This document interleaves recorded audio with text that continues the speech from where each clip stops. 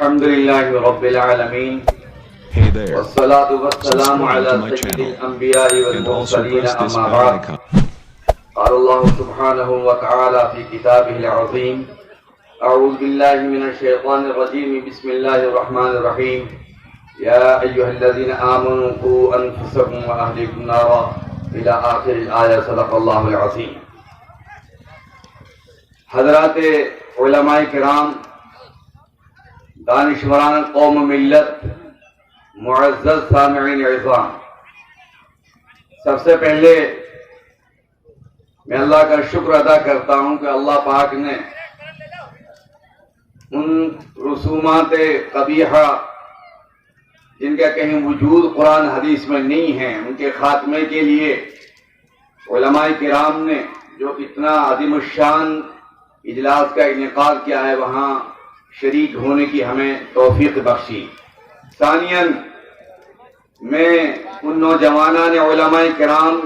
اور مفتیان عظام کا شکر گزار ہوں کہ جنہوں نے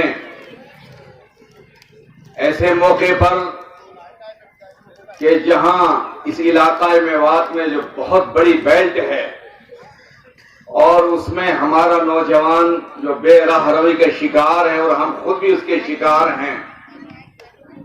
علماء کرام نے بیدار مغزی کے ساتھ یہاں جمع ہونے کے لیے اور اس پر کام کرنے کے لیے ان موضوعات کو چھانٹا، خاص کر اس لعنت جو لعنت ہمارے سامنے اس وقت موجود ہے اس پر کام کرنے کی ٹھانی۔ اس میں کوئی شک نہیں ہے، تاریخ یہ بتلاتی ہے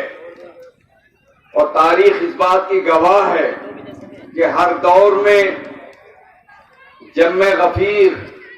علماء کرام دنیا میں پیدا ہوئے ہیں، انہوں نے کام کیا ہے، اور قرآن کا یہ فیصلہ بھی ہے، اور قرآن پاک میں اللہ نے قیامت تک کے لیے فرما دیا ہے وَذَكِّرْ فَإِنَّ الذِّكْرَىٰ تَنفَعُ الْمُؤْمِنِينَ، نصیحت کیجئے، بے شک نصیحت کرنا ایمان والوں کو نفع دیتا ہے۔ جتنی تجاویز حضرت مولانا نے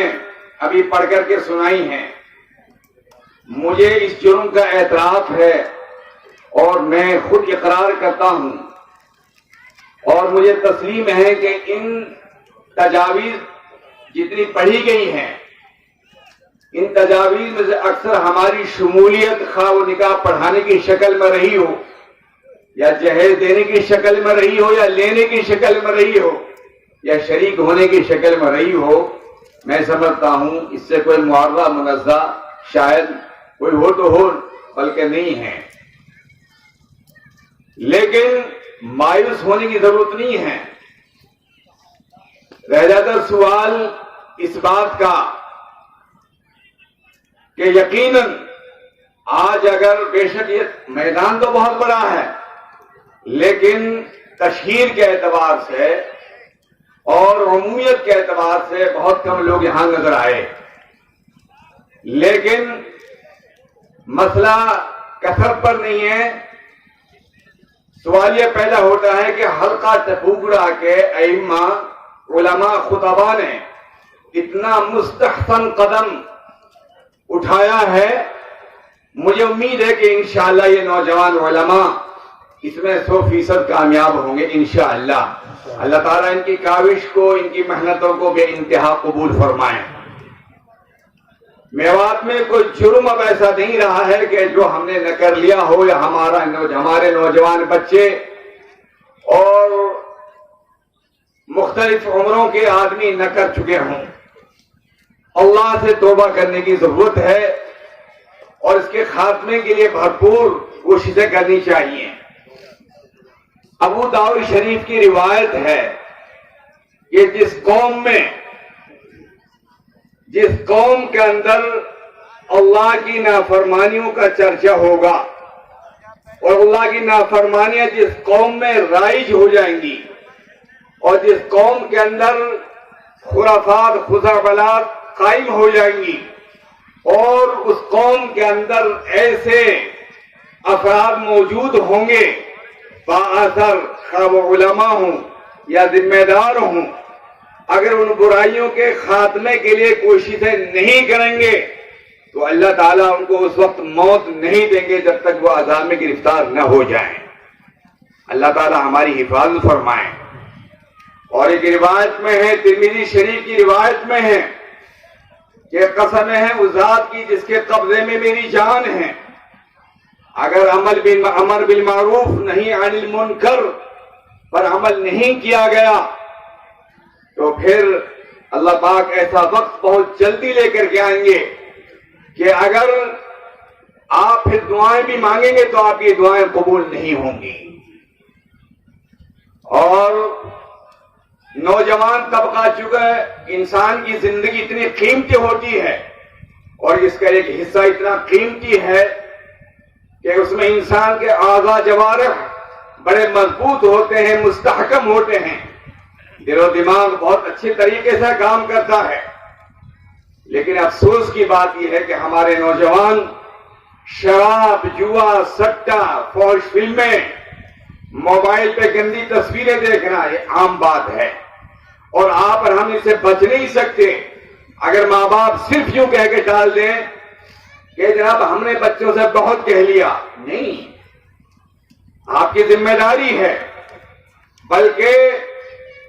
مسلم شریف کی روایت ہے اور بخاری شریف کی روایت ہے کہ آپ لوگ جو ہیں مسئول ہیں، ذمہ دار ہیں۔ قیامت کے دن جتنے بڑے آپ ذمہ دار ہیں اپنے گھر کے، محلے کے، گاؤں کے، علاقے کے، اسی اعتبار سے قیامت کے دن آپ سے پوچھ تاچھ ہوگی۔ آپ نگہبان ہیں، آپ سرپرست ہیں، آپ کی ذمہ داری میں ہوتے ہوئے وہ کام ہوتے رہے کہ جو خلاف شرع اور سنت اور قرآن حدیث کے خلاف تھے۔ قربان جائے علماء کرام کو ہر دور میں، چاہے وہ کربلا کا میدان ہو اور چاہے وہ 1857 ہو اور چاہے دوسرے مواقع ہوں، ہر موقع پر علماء کرام نے ہتھیلی پر جان رکھ کر کے کام کیا ہے۔ اور میں سمجھتا ہوں کتنا ہی دور گیا گزرا ہو، لیکن آج بھی انشاءاللہ امید واسط ہے اللہ تعالیٰ کی ذات کریمی سے کہ اگر خلوص کے ساتھ کام کیا گیا تو انشاءاللہ ان برائیوں کا خاتمہ ہوگا۔ ان تجاویز میں ایک بات میرے ذہن میں یہ بھی آئی کہ آپ نے اس میں لفظ بارات خود لکھ دیا ہے، آپ نے اس میں لفظ بارات خود لکھ دیا ہے۔ جب ان تمام برائیوں کا کہیں وجود قرآن حدیث میں نہیں ہے تو آپ بارات کی جگہ پر مہمانان کرام لکھ ڈالیں تو یہ بہت اچھا ہوگا۔ ہم ان کلمات کو بھی چھوڑنے کی کوشش کریں کہ جن کلمات سے اس کا تصور اور تخیل ہمارے سامنے آتا ہے کہ بارات کے معنی آپ خود جانتے ہیں، بلکہ مہمانان کرام لکھیں۔ دوسری بات ہے، یہاں مفتیان اعظام تشریف فرما ہے، یہ بات پہلے بھی آئی تھی اور آج بھی ہے، آئندہ بھی آ سکتی ہے۔ جہیز کے تعلق سے آپ نے اس میں بہت کچھ لکھا ہے، اس میں ایک یہ بھی آپ نے لکھا ہے کہ بطور تحفہ آگے پیچھے آپ دے سکتے ہیں، لیکن میں یہ چاہوں گا علماء کرام سے، مفتیان اعظام سے، اس کمیٹی سے جو اس کمیٹی میں علماء کرام شامل ہوں، وہ بڑے دارالعلوم سے، دارالعلوم دیوبند سے، مظاہر علوم سے، ندوہ سے اور دلی کے بڑے اداروں سے، بڑے مفتیان کرام سے فتوے کی شکل میں ایک سوال نامہ لکھیں اور اس میں پوچھیں کہ جہیز کی اصل حقیقت، اس کی اصلیت ہے کیا۔ لوگ کنفیوز ہیں، میں کچھ کہتا ہوں، آپ کچھ کہتے ہیں، اس لیے اس کو باقاعدہ اس کی تشہیر ہو اور اس کو چسپاں کیا جائے، پوسٹر کی شکل میں ہو یا کتابچے کی شکل میں ہو۔ یہ مانا کہ کتابوں میں یہ تمام چیزیں موجود ہیں،